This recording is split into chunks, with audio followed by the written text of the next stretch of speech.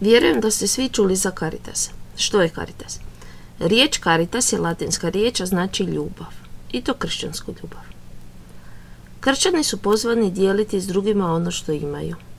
U Republici Hrvatskoj djeluje Hrvatski Caritas. Što radi Caritas?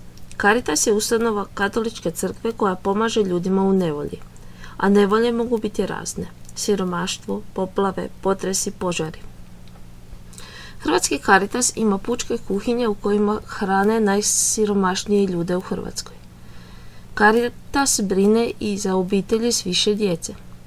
Brine i za ljude u Africi i na drugim kontinentima gdje djeluju naši misionari. Caritas poziva ljude na akciju prikupljanja novaca i stvari za ljude pogođene poplavama, požarima, potresima.